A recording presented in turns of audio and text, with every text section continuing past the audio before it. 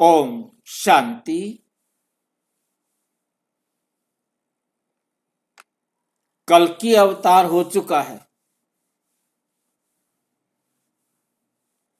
सुना? समझ में आया?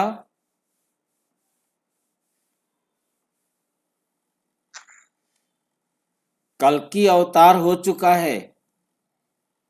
किसने देखा? जंगल में मोर नाचा। कौन बताएगा? हम बीके ने देखा भाई जी। कहाँ देखा आपने? ब्रह्मा बाबा कल्कि अवतार है ना। और कौन बताएंगे?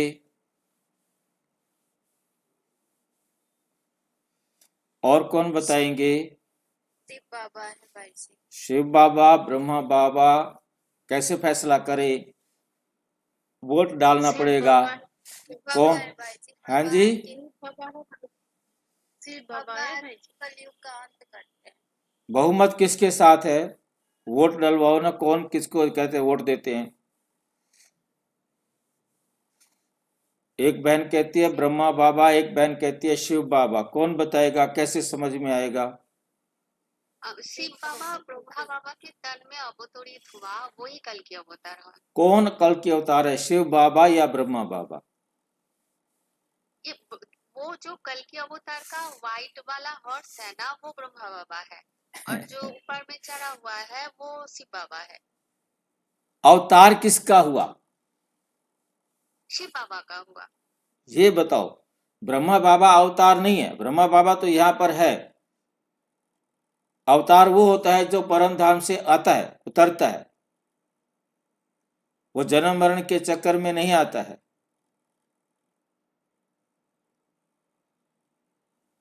तो शिव बाबा अवतार है। कैसे प्रूव करेंगे? आज हम इसको बाबा की मुरलियों से समझने का प्रयास करेंगे। दुनिया में क्या कहते हैं, कैसा होता है कल के अवतार, वो अभी इंतजार कर रहे हैं और कल की अवतार हो चुका है। ये वंडरफुल बात है जिसको हम आज यहाँ पर समझने का प्रयास करेंगे। शिव बाबा कहते हैं मैं ही कलयुग में कल की अवतार हूं। शिव बाबा का ये वाक्य सत्य है? क्वेश्चन खड़ा किया गया है। अवतार का गुप्त अर्थ। सबसे पहले हम अवतार किसे कहते हैं? अवतार किसे कहते हैं? कल्कि कौन, कब और कैसे? कल्कि कौन, कब और कैसे, हम इन तीन बातों पर चर्चा करेंगे। आपको मालूम है कि भारत की धरती के ऊपर कल्कि मंदिर भी बन चुका है, कल्कि आश्रम भी बन चुका है, कल्कि धाम जिसका नाम रखा गया है। नहीं भाई जी, मालूम नहीं है। प्रमोद कृष्णन बहुत बड़े विद्वान हैं जिन्होंने विशेष रूप से शास्त्रों का अध्ययन करके कल्कि अवतार धाम बनाया है। कल्कि धाम ये संभल में बनाया है। मेरे पास ये संभल के बारे में बहुत समय से प्रश्न पूछा जा रहा था। बहुत समय से मेरे पास भेजा जाता था कि संभल अवतार की जगह है, यहाँ पर अवतार होगा। संभल का वेदों में, शास्त्रों में जिक्र किया गया है। संभल कहाँ है भाई जी? संभल कहाँ है? ये भारत में एक गांव है जो न्यूज़ के अंदर बहुत ज़्यादा जो है ना प्रचलित है, फेमस है।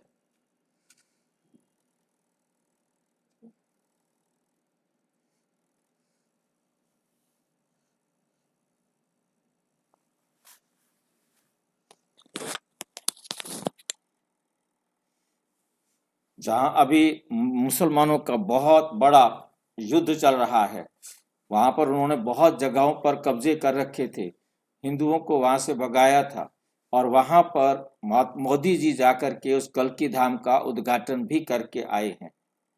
और अभी मैं प्रमोद कृष्णन जी का कल्कि अवतार के बारे में सुन रहा था, तो वो बता रहे थे कि ये देखिए कि अवतार बाद में होना है और उनका धाम पहले बनाया है। और बाकी जब आते हैं उनका, मैं अपना कृष्णन भाई जी का जो है ना महत्व जो है, गुरु जी हैं, वो अपना जो बता रहे थे कि उनका संपूर्ण अवतार होगा, वो एक ही अवतार होता है। और उनकी बातों में ये मुझे समझ में आया कि वो अवतार कोई देह का नहीं होता,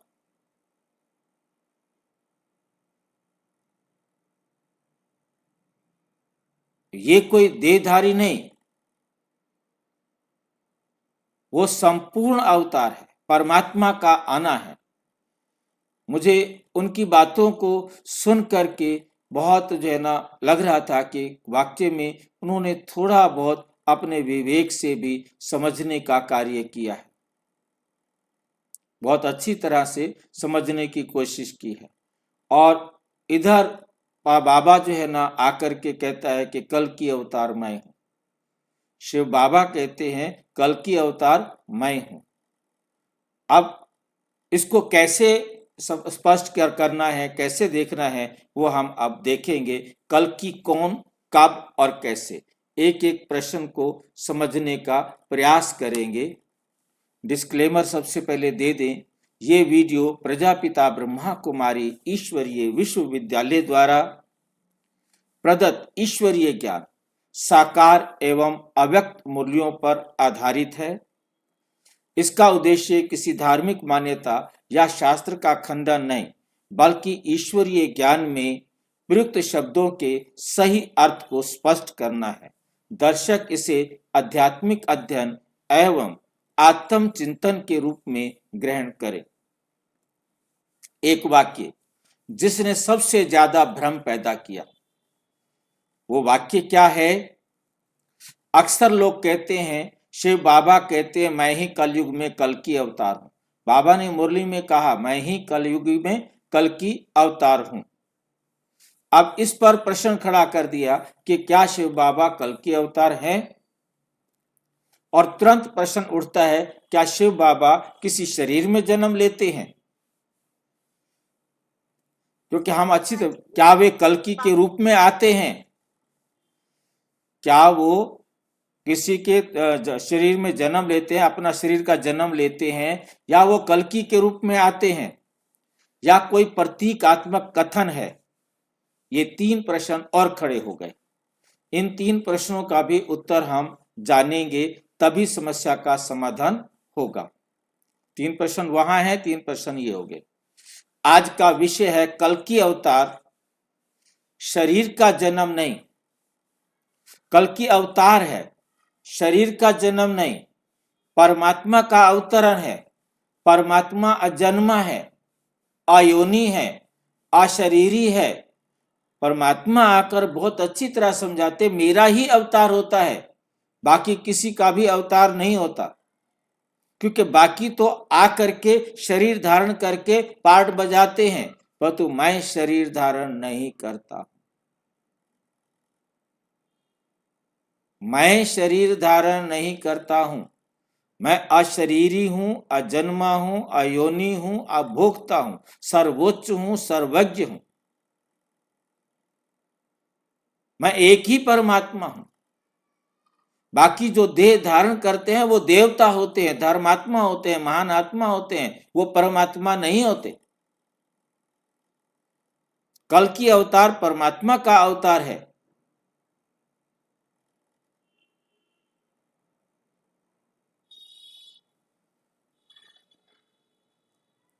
ज्ञान द्वारा होने वाला परिवर्तन, परमात्मा आकर जिसको सारा संसार पुकारता है कि हे पतित पावन आओ, हे दुख हरता आओ, सुख करता आओ, तो मैं आकर सारा संसार कलयुग के अंत में बिल्कुल तमो प्रधान हो जाता है, दुखी हो जाता है। तब मैं आकर के सारे संसार की आत्माओं को पतित से पावन करता हूं। मैं आकर ज्ञान द्वारा सारे विश्व का परिवर्तन करता हूं, सारी पतित दुनिया को पावन बनाता हूं, सारे संसार की आत्माओं को इस दुख की दुनिया से, भ्रष्टाचारी दुनिया से, नरक से मुक्ति, जीवन मुक्ति देता हूं। अब ये शब्द है कि मुक्ति, जीवन मुक्ति देता हूं, ऐसे नहीं कि मैं सबको दे देता हूं, जाओ जी मुक्त हो जाओ, जीवन मुक्त हो जाओ।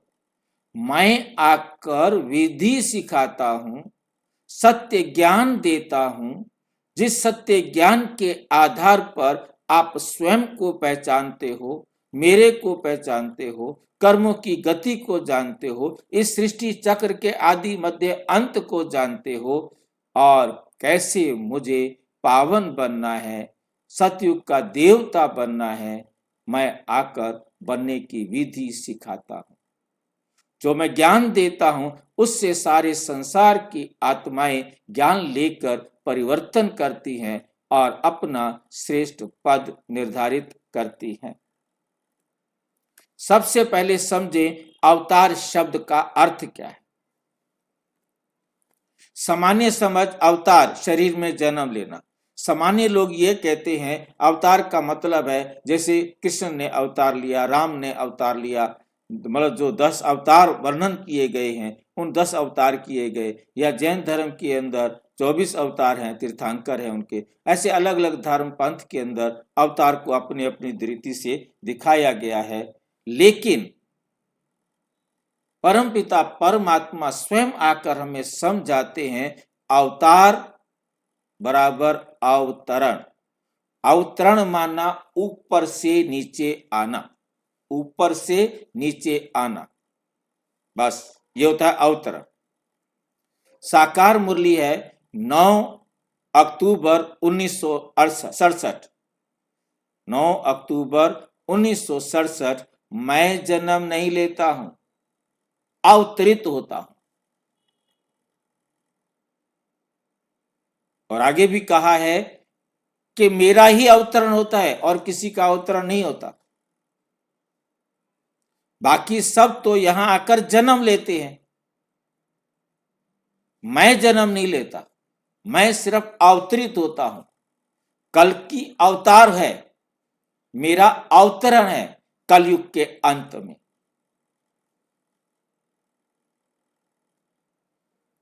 इसका अर्थ शिव बाबा माता के गर्भ से जन्म नहीं लेते।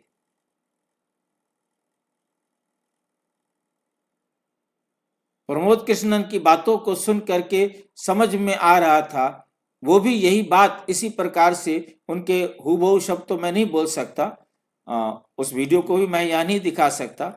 अभी लेटेस्ट 5-10 दिन पहले ही उनकी चर्चा हो रही थी, तो मैं उनकी बातों को बहुत ध्यान से सुन रहा था कि वो गर्भ से जन्म नहीं लेंगे।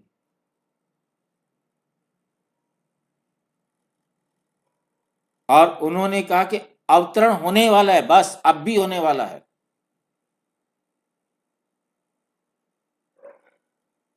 उनके लिए भी ये सूचना है कि उनका अवतार हो चुका है। शिव बाबा माता के गर्भ से जन्म नहीं लेते, वो संगम युग में अवतरित होते हैं। वे संगम युग में अवतरित होते हैं। संगम युग कौन सा? जब कलयुग खत्म होने वाला है और सतयुग शुरू होने वाला है। संगम, एक तरफ कलयुग और एक तरफ सतयुग, दोनों के संगम पर परमात्मा आकर सारे संसार की आत्माओं को क्या करते हैं? पावन बनाते हैं। अब कल की अवतार की लोक मान्यता क्या है? लोग क्या कहते हैं कल की अवतार के बारे में, क्या क्या जानते हैं? जैसे आप अभी बता रहे थे, लोक मान्यता अनुसार कलयुग के अंत में घोड़े पर सवार तलवार लेकर अधर्म का नाश करेगा, जैसा कि हम चित्र में देख रहे हैं। हमने थंबनेल के चित्र में देखा, थंबनेल में देखा कि किसे कहा जाता है, कैसा होगा कल की अवतार। अब जरा सोच करके देखें, आज के समय में, आज के इस वातावरण में, जो प्रमोद कृष्णन भी इस बात का समर्थन कर रहे थे, बता रहे थे कि तलवार से, आज के टाइम में क्या तलवार लेकर के घोड़े पर, उनसे प्रश्न पूछा गया, यही प्रश्न पूछा गया एंकर के द्वारा, क्या वो घोड़े पर तलवार लेकर के आएंगे? क्या आज की प्रासंगिकता में परमाणु जो है ना युद्ध के समय में क्या परमात्मा आकर के तलवार लेकर के आएंगे, घोड़े पर आएंगे? कैसे होगा? ये प्रश्न पर चर्चा जो है कर रहे थे कल की धाम के जो हमारे पीठाधीश है, जो जो योगेश्वर हैं हमारे, जो तो उनके द्वारा जो ये दिया जा रहा था, मैं उसको बहुत अच्छे ध्यान से समझने का प्रयास कर रहा था कि वो कुछ समझ रहे हैं, उनको समझ में आ रहा है कि किस प्रकार का अवतरण होगा। लेकिन प्रश्न है, क्या हिंसा से धर्म की स्थापना हो सकती है? तलवार उठाकर किसी को डराया जा सकता है? आज के समय में तलवार से 2, 4, 5, 10, 20 लोगों को डराया जा सकता है, वो भी थोड़ी देर के लिए। किसी के पास बंदूक आ गई तो वो तलवार की परवाह नहीं करेगा।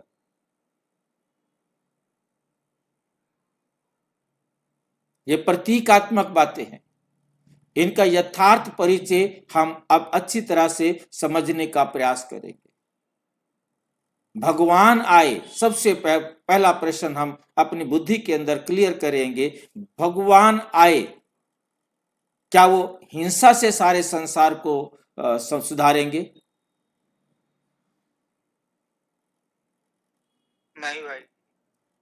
तो परमात्मा आएंगे तो सबके दिलों पर राज करेंगे, और दिलों पर राज करने के लिए उनके जीवन में जो बुराइयां हैं, उनके जीवन में जो अवगुण हैं, उनको ज्ञान की तलवार से काटना सिखाते।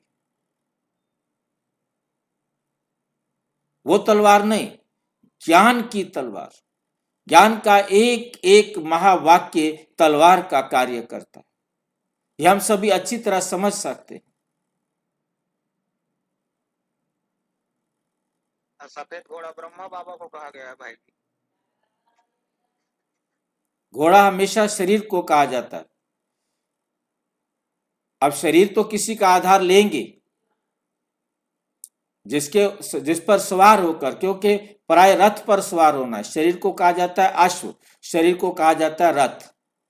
शरीर को अश्व भी कहा जाता है, शरीर को रथ भी कहा जाता है।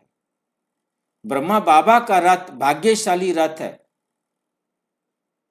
जिसमें शिव परमात्मा आकर के अवतरित होकर सारे संसार को सत्य ज्ञान दे रहे हैं। प्रजापिता ब्रह्मा कुमारी ईश्वरीय विश्वविद्यालय के द्वारा, जिस ब्रह्मा के लिए कहा जाता है ब्रह्मा सो विष्णु, विष्णु का अवतार कल की अवतार। एक्चुअल में ब्रह्मा बाबा के तन में जो विष्णु बनने वाले हैं, उस रथ में सवार होते हैं, उसमें आकर अवतरित होते हैं। क्योंकि परमात्मा कहते, बच्चे मैं तुमसे बात कैसे करूं, मैं तुम सबको सत्य ज्ञान कैसे सुनाऊं, क्योंकि मेरे पास तो शरीर है नहीं, मैं तो अभोक्ता हूं, अशरीरी हूं। मैं इस ब्रह्मा के तन का आधार लेकर सारे संसार की आत्माओं को, सारे संसार के धर्मों को, क्योंकि मैं तो सारे संसार की आत्माओं का पिता हूं, मैं आकर सारे संसार की आत्माओं को सत्य धर्म, सत्य ज्ञान देता हूं। ये ज्ञान कोई भी मनुष्य नहीं दे सकता। मैं स्वयं आकर सारे संसार की आत्माओं को सत्य ज्ञान देता हूं। मुझे सारे संसार के धर्मों का उद्धार करना है। मैं आया हूं सारे संसार के अधर्म का नाश करने। परमात्मा आए हैं सारे संसार के अधर्म का नाश करने। वो हिंसा से नहीं किया जा सकता, उसके लिए तो ज्ञान की तलवार ही चाहिए। कैसे आकर बताते हैं वो हम आगे देखेंगे। क्या तलवार से संस्कार बदलते हैं? यदि हम स्थूल तलवार ले तो उससे तो संस्कार नहीं बदलेंगे। अब मेरा कोई गंदा संस्कार है, मुझे कोई अच्छा संस्कार, अच्छी बात बता दे, और मुझे वो समझ में आ जाए कि हाँ ये बात ठीक है, मैं ये गलती करता आ रहा हूं, अब मुझे ये गलती नहीं करनी चाहिए, और मैं बैठकर अपने आप को समझाकर अपने पुराने संस्कार को, गंदे संस्कार को बदल कर मैं एक नया संस्कार, अच्छा संस्कार बना सकता हूं। अब सबसे अच्छा ज्ञान कौन दे सकता है? संस्कार परिवर्तन करने के लिए सत्य ज्ञान कौन दे सकता है? सिवाय परम पिता, परम आत्मा के कोई नहीं दे सकता। कोई भी देहधारी आज की इस कलयुगी तमो प्रधान दुनिया में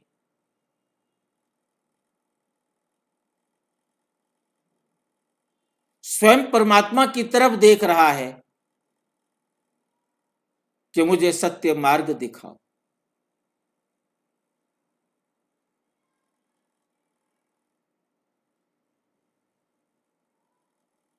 सत्य मार्ग दिखाओ, नेकी की राह पे चलाओ, विषय विकार मिटाओ,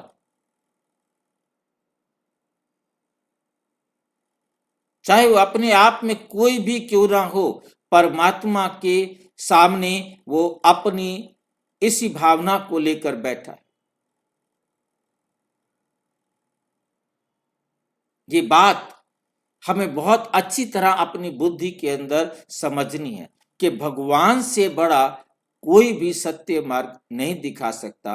उनके द्वारा दिया गया ज्ञान जो तलवार की तरह हर आत्मा के अंदर गंदे संस्कारों को बदलने की विधि सिखाकर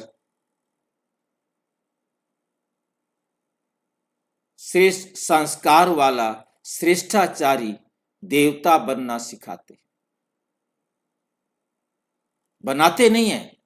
ये याद रखना है, बनना सिखाते हैं। बनना हर एक आत्मा को अपने पुरुषार्थ से है।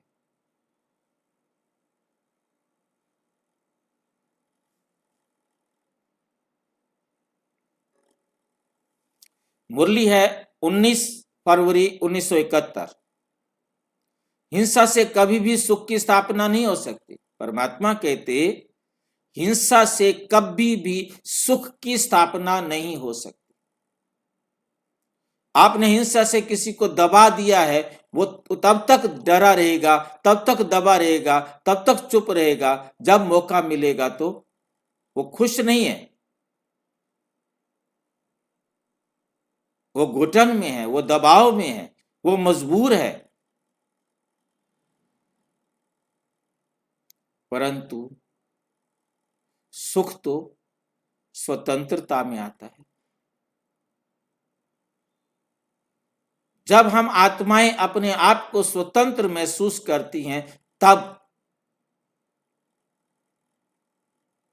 तब सुख की अनुभूति होती है।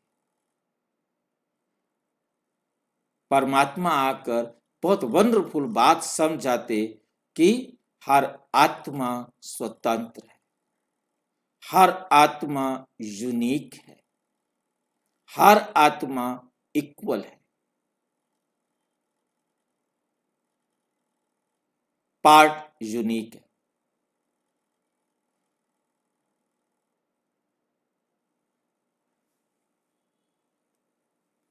शिव बाबा स्वयं क्या कहते हैं? अब आते हैं मुरली के सीधे वाक्यों पर। साकार मुरली है 18 जनवरी 1969। मैं ही आकर तुम्हें नया बनाता हूं। परमात्मा के डायरेक्ट महावाक्य हैं, मैं ही आकर तुम्हें नया बनाता हूं।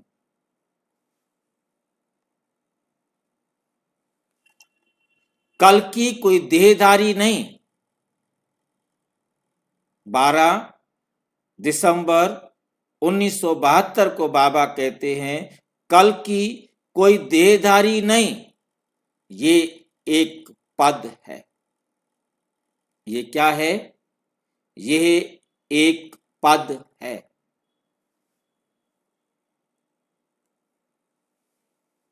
यहां पहली स्पष्टता, कल की पद अवतार माने कार्य। अवतार माना इस संसार में आकर कार्य करना। मैं ही कलयुग में कल्कि हूं, इसका सही अर्थ, इस वाक्य के का अर्थ 3 सत्रों पर समझेंगे, तीन आधारों पर समझने का प्रयास करेंगे। नंबर 1, नाश करने वाला कौन? परमपिता परमात्मा कहते बच्चे, मैं आकर सारे संसार में ज्ञान द्वारा अज्ञानता का नाश करता हूं, तमसो मां ज्योतिर्गमय करता हूं, मृत्योर्मा अमृतो गमय करता हूं। मैं ही आकर सारे संसार की आत्माओं को स्मृति दिलाता हूं कि तुम ये नश्वर शरीर नहीं हो, तुम तो अमर आत्मा हो। आत्मा अमर है। ये नाशवान शरीर तो एक वस्त्र है, विनाशी है। आत्मा एक शरीर छोड़ दूसरा लेती है। आत्मा में ही विकार आते हैं।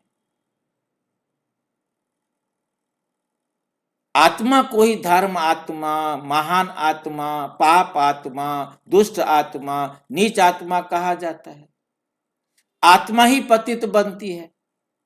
मैं आकर सारे संसार की आत्माओं को पतित से पावन बनाता हूं। मैं तुम सारे संसार की आत्माओं का पिता परम आत्मा हूं। सारे संसार की आत्माओं का पिता परम आत्मा हूं। आप आत्माएं भी अमर, मैं आप आत्माओं का पिता परमात्मा भी अमर।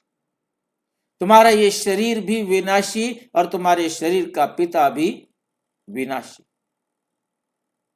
मैं आकर सारे संसार की आत्माओं को इतनी सी बात से अमृत देता हूं, अमर कर देता हूं। अब जो जितना इसको समझेगा उतना ही अमृत्व का अनुभव करेगा। ज्ञान की तलवार है ये, अमर बना देती है। ये ज्ञान की बात आपको अमर बना देती है। अब इस तलवार को कितना आप चलाएंगे उतना ही आप अमरत्व का अनुभव करेंगे। विकारों का नाश, अधर्म का नाश। सारी दुनिया, भाषा उनकी कोई भी हो सकती है, सभी परमात्मा से यही एक प्रार्थना कर रहे हैं कि विषय विकार मिटाओ, पाप हरो देवा। मैं मूर्ख खल कामी, मेरे को जो है आप बस अब पावन बना दो, सुखी बना दो, मेरे सारे दुख हरो।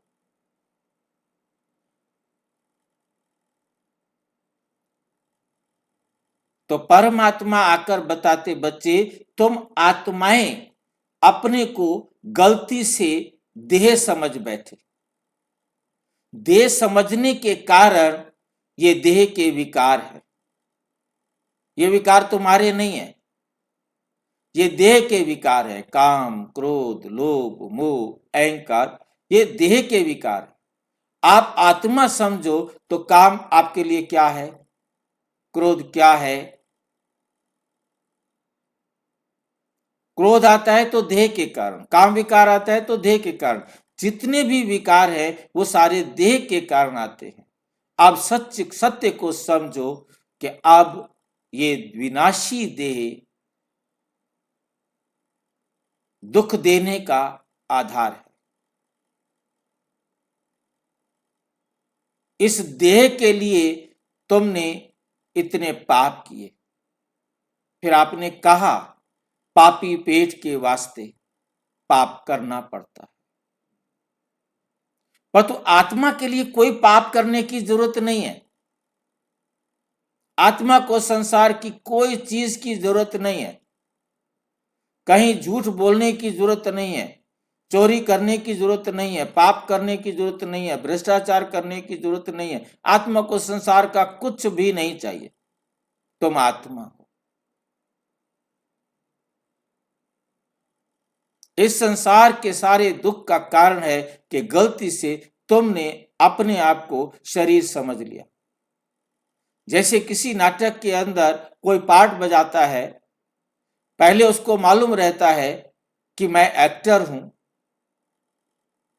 जैसे किसी भी सीन के अंदर एक वाइफ का और एक पति का रोल कर रहा है, वो दोनों अपने जीवन में, लाइफ में किसी और की पत्नी है, वो किसी और का पति है। वहां केवल पाठ करने के लिए आए हैं। देखने वालों को लगेगा कि वाक्य में ही ये पति पत्नी है, और जब वो रोल करते हैं तो उसी प्रकार से रोल करते हैं। रोल करते वक्त भी उन दोनों को याद रहता है कि हम पति पत्नी नहीं है, हम केवल रोल कर रहे। रोल करते करते यदि वो रियल में ही रोल को रियल कर दे तो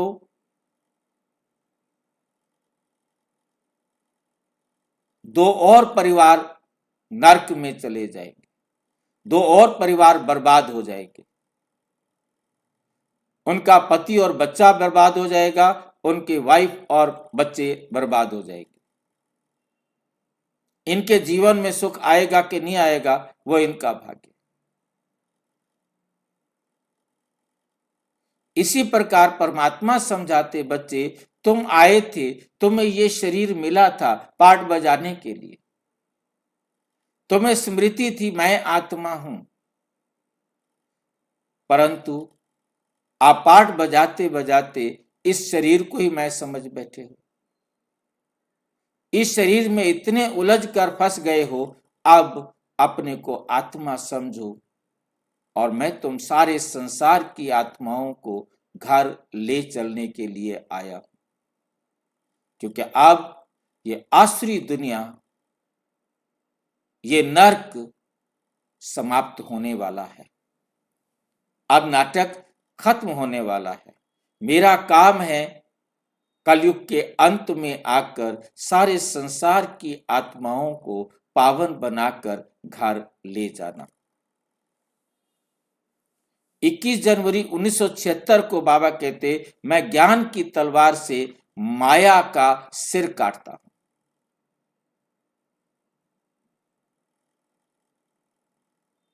बाबा आकर हर एक आत्मा को ये ज्ञान की तलवार देते हैं, जिस ज्ञान की तलवार से अज्ञानता का अंधेरा खत्म होता है।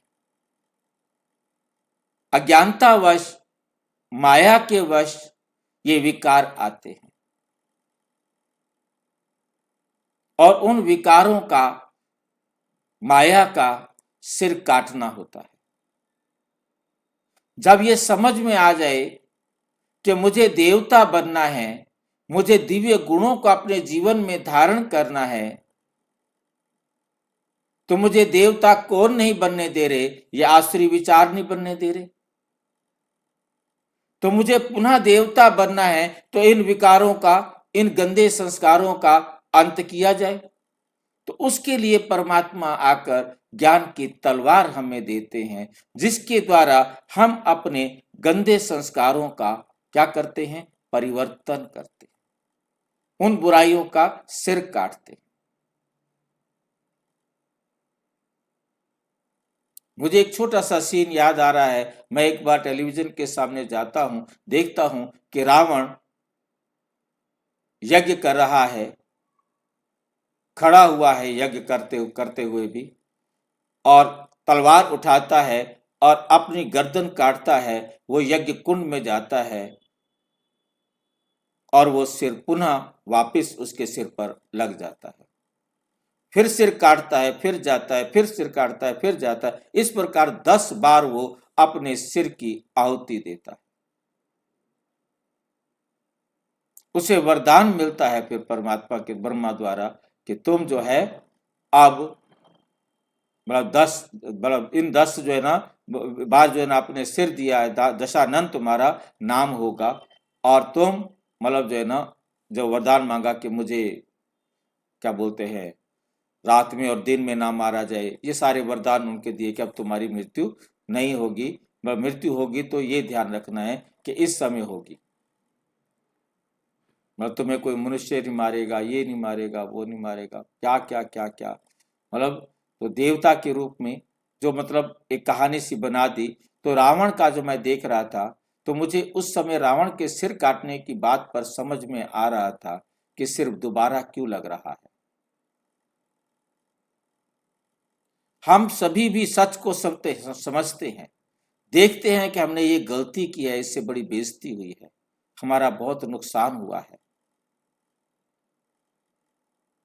जो हमने रिश्वत ली है, नौकरी चली गई, समाज में बेइज्जती हुई, हमने काम विकार में गए, ये समाज में बेइज्जती हुई। हर एक को महसूस होता है, वो समझता है कि नहीं मैं भी आज के बाद नहीं करूंगा। बहुत नुकसान होता है, सारा परिवार बर्बाद हो गया, सारा कुछ बर्बाद हो गया, छोटी सी बात थी और इतना बड़ा नुकसान हो गया। मतलब हर एक को ज्ञान समझ में आता है और वो अपनी तलवार से काट देता है। आज के बाद चाहे कुछ भी हो जाए, हम दुखी होकर के ले लेंगे, गरीबी में जी लेंगे, पर तो हम रिश्वत नहीं लेंगे, बेईमानी नहीं करेंगे, चोरी नहीं करेंगे, ठगी नहीं करेंगे, बिना टिकट यात्रा नहीं करेंगे, ये वो सारी बातें अपने आप को समझा लेता है। फिर थोड़ी देर बाद वही गलती कर देता है, जैसे रावण को फिर सिर दोबारा लग जाता है। तो परमात्मा आकर ये स्थूल सिर नहीं काटना सिखाते, आसुरी संस्कारों का गला काटना सिखाते, उन्हें नष्ट करना सिखाते हैं। हमारे अंदर से आसुरी संस्कार निकल जाए तो हम देवता बन जाएंगे। ये वंडरफुल विधि परमात्मा आकर समझाते हैं। नंबर 2, स्थापना कौन करता है? नई दुनिया की स्थापना कहा जाता है कि प्रजापिता ब्रह्मा द्वारा कराई जाती है। सुना है कभी? नई दुनिया की स्थापना कौन करते हैं?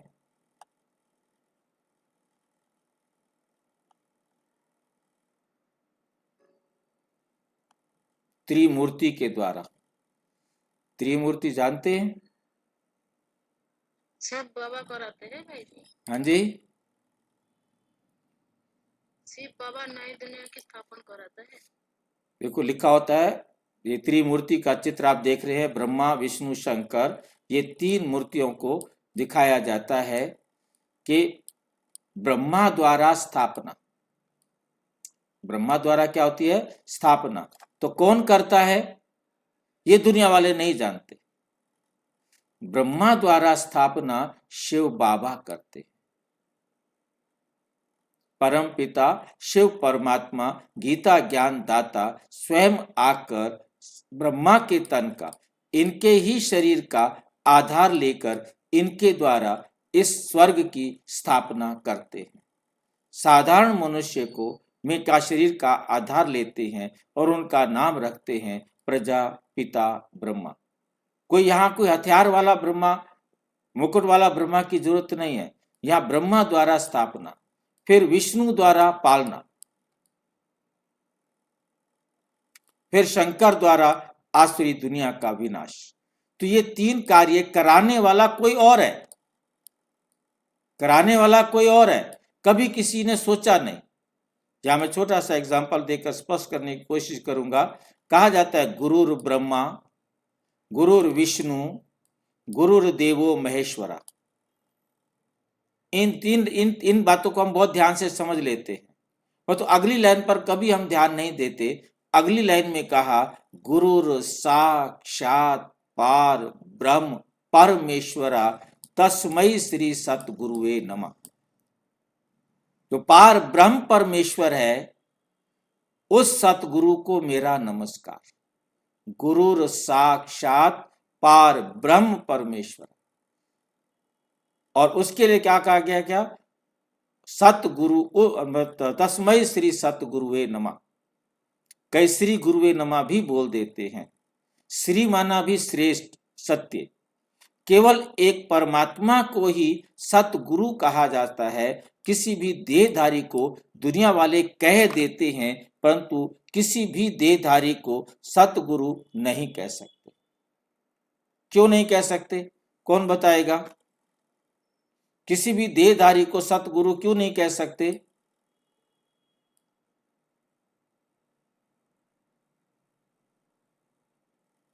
क्योंकि ये तीनों देहधारी हैं।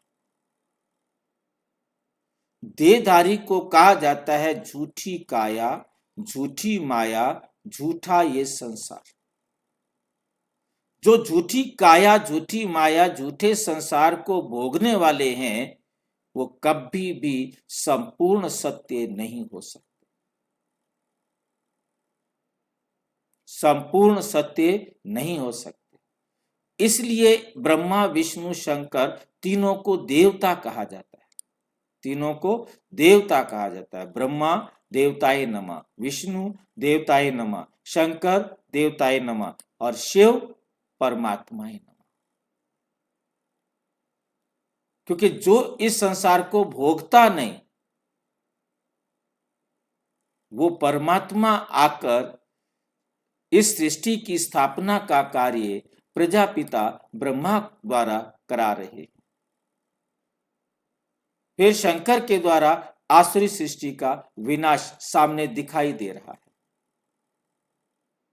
देवी दुनिया की पालना वो आकर समझेंगे कैसे चल रही है। वो थोड़ा डीप है, उसको मैं यहां नहीं छेड़ रहा हूं।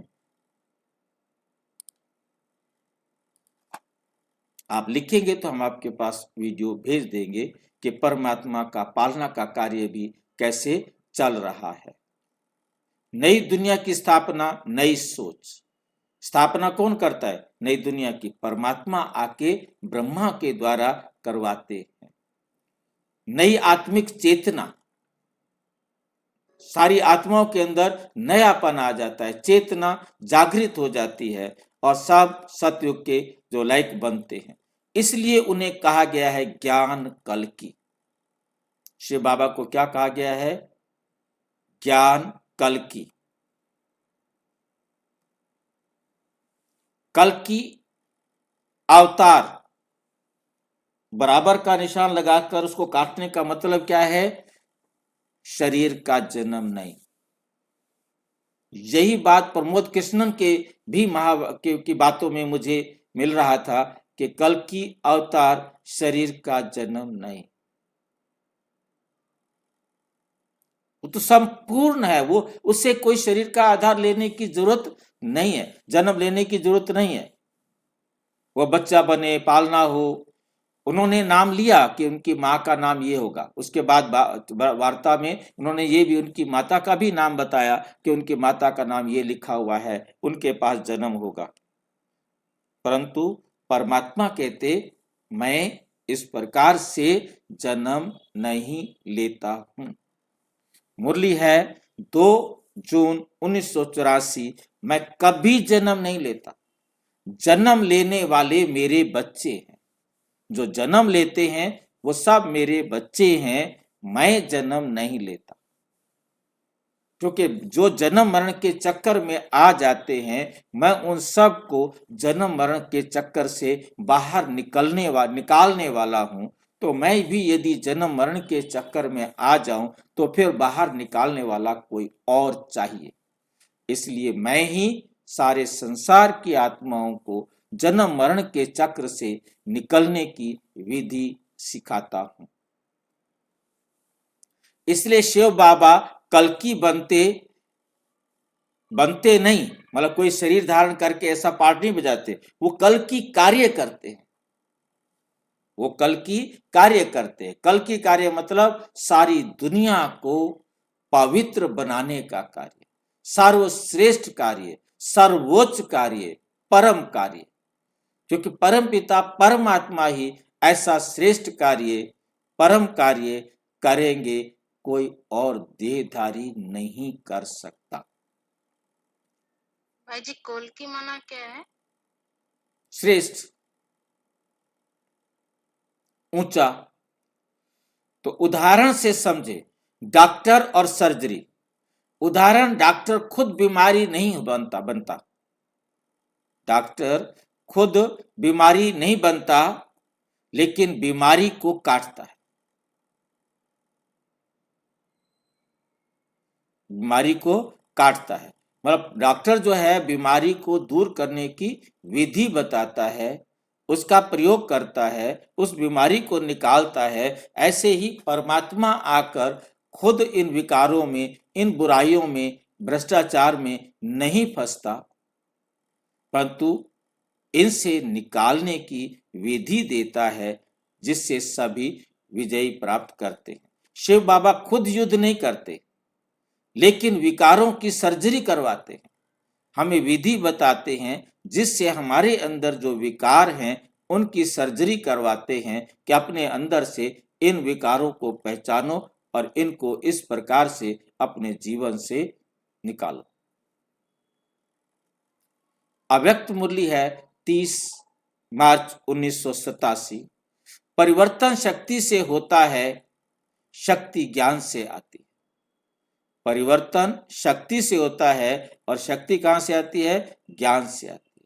परमात्मा आकर वो ज्ञान देते हैं, ऐसी समझ देते हैं, जिस समझ के आधार पर हमारे अंदर शक्ति आ जाती है और हम अपनी बुराइयों का गला काट देते हैं। संगम युग का विशेष रहस्य, अवतार का समय है। मुरली है 2 फरवरी 1998। मैं संगम युग में आता हूं जब दुनिया सबसे ज्यादा पतित होती है। मैं पहले नहीं आता, मैं सतयुग में नहीं आता, त्रेता में नहीं आता, द्वापर में नहीं आता, कलयुग में नहीं आता। कब आता हूं? जब सारी दुनिया सबसे ज्यादा पतित हो जाती है, बिल्कुल कलयुग के अंत में आकर सारे संसार की आत्माओं को मुक्ति, जीवन मुक्ति प्राप्त करने की सहज विधि सिखाता।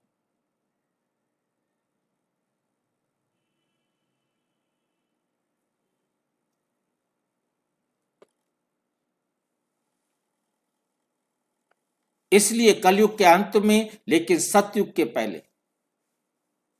इसके बाद कलयुग के बाद क्या आएगा? सतयुग आएगा। जैसा हम बहुत अच्छी तरह से समझ सकते हैं कि हम आत्माएं, जो सृष्टि का चक्र है ये चलता है, देख रहे हैं आप, सतयुग, त्रेता, द्वापर, कलयुग, फिर ये संगम युग है। जब सतयुग आएगा, सतयुग के आने से पहले परमात्मा आकर सारे संसार को पावन बनाने की विधि सिखाते हैं। सारी आत्माएं परमात्मा से ज्ञान लेती हैं और आकर के पावन बनती हैं। जब वो पावन बन जाती है, सारी आत्माएं घर जाती हैं। परंतु पावन बनने में हर आत्मा अपनी मेहनत के हिसाब से उनकी मेरिट बन जाती है। तो सबसे पहले वो आत्माएं सतयुग में इस संसार में पाठ बजाने के लिए आती हैं, जिनके 100 नंबर होते हैं, 100% मार्क्स लिए हैं। उसके बाद 99 वाले, 98 वाले, 97 वाले, 80 वाले, 75 वाली आत्माएं सतयुग के अंत तक आ जाती हैं। जिनके 75 से कम है वो फिर त्रेता में आना शुरू होते हैं। जैसे जैसे पृथ्वी भी कमजोर होती जाती है, वैसे वैसे कम नंबर वाली आत्माएं यहाँ आती जाती हैं। जिनके 50 से ज्यादा नंबर हैं वो त्रेता के अंत तक आ जाते हैं। 50 से कम वाले द्वापर से आना शुरू करते हैं। 25 से कम वाले कलयुग में आना शुरू करते हैं। जब सारी आत्माएं, नियम याद रखना है, जो आत्मा एक बार परम धाम से आ गई वापस नहीं जा सकती। जब सारी आत्माएं परम धाम से आ जाती हैं, परमात्मा सबको पढ़ाकर, पावन बनने का रास्ता दिखाकर नरक को स्वर्ग बनाते हैं, नए कल्प की शुरुआत करते हैं। तो हमें ये बात बहुत अच्छी तरह समझ में आएगी कि कल की अवतार क्या कार्य करता है। उसके बाद परमात्मा में समझाते, बच्चे मुझे सारे संसार के धर्म परमात्मा मानते हैं परंतु जानते नहीं। मानते हैं परंतु जानते नहीं। परमात्मा कहते मुझे सभी मानते हैं। जितने भी यहाँ हम देख रहे हैं, ये हमें देहधारी जो दिखाई दे रहे हैं, ये सभी के सभी ऊपर इशारा करते हैं। गुरु नानक जी भी ऊपर इशारा कर रहे हैं, ब्रह्मा जी भी ऊपर इशारा कर रहे हैं, क्राइस्ट भी ऊपर, गौतम बुद्ध, राधा कृष्ण, सभी का जो है ना एक तरफ इशारा है, जो परम पिता शिव परमात्मा है। अब इनमें से नीचे जितने भी देहधारी हैं उनको हम परमात्मा नहीं कह सकते, किसी को भी परमात्मा नहीं कह सकते। देहधारी हैं, उनके देह का नाम है। परमात्मा देह नहीं है, परमात्मा की देह नहीं है, तो परमात्मा का देह का भी कोई नाम नहीं है। और फिर कृष्ण भी शिवलिंग की पूजा कर रहा है, शंकर भी शिवलिंग की पूजा कर रहा है, राम भी शिवलिंग की पूजा कर रहा है, रामेश्वरम में सोमनाथ में विक्रमादित्य भी सोमनाथ की पूजा कर रहा है, शिवलिंग की पूजा कर रहा है। मक्का के अंदर हम जाएं, वहां भी गोल काले रंग का पत्थर रखा है, जिसे वो अपनी भाषा में संग ए अस्वद कहते हैं। मतलब भाव कहने का है, परमात्मा कहते मुझ निराकार ऐ शरीरी ऐ जन्मा परमात्मा को सब मानते हैं परंतु जानते नहीं। मेरा परिचय कोई और दे नहीं सकता, मैं स्वयं आकर अपना परिचय देता हूं। मेरा और कोई परिचय दे भी नहीं सकता, मैं खुद ही आकर अपना परिचय देता हूं।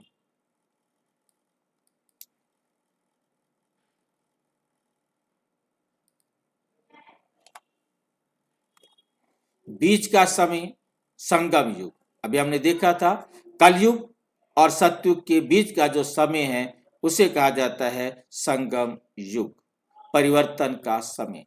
निष्कर्ष क्या ये सत्य है? क्या ये सत्य है? अंतिम स्पष्ट उत्तर शिव बाबा का कहना सत्य है, लेकिन अर्थ गलत समझा गया कि वे कल्कि के रूप में जन्म नहीं लेते। कल्कि का अवतार होता है परंतु वो जन्म नहीं लेते हैं। वे कल्कि का कार्य करते हैं, ज्ञान द्वारा कर रहे हैं, प्रजापिता ब्रह्मा कुमारी ईश्वरीय विश्वविद्यालय के द्वारा। मुरली है 12 मार्च 2003, मैं आकर तुम्हें देवता बनाता हूं। समापन, शिव बाबा का अवतार तलवार से नहीं ज्ञान से होता है और वही सच्चा कल्कि है। शिव बाबा ही क्या है? सच्चा कल्कि है, जो विकारों का अंत करे। हिंसा नहीं, ज्ञान, परिवर्तन, यही ईश्वरीय अवतार का सत्य है। यही ईश्वरीय अवतार का सत्य है। अच्छा, ओम शांति। और विस्तार से जानने के लिए आप अपने प्रजापिता ब्रह्मा कुमारी ईश्वरीय विश्वविद्यालय के किसी भी सेवा केंद्र पर संपर्क करें, और यदि कोई प्रश्न है तो 9213106986 पर RTI करें या टेलीग्राम करें 9650692270 पर केवल व्हाट्सएप करें, फोन नहीं। ओम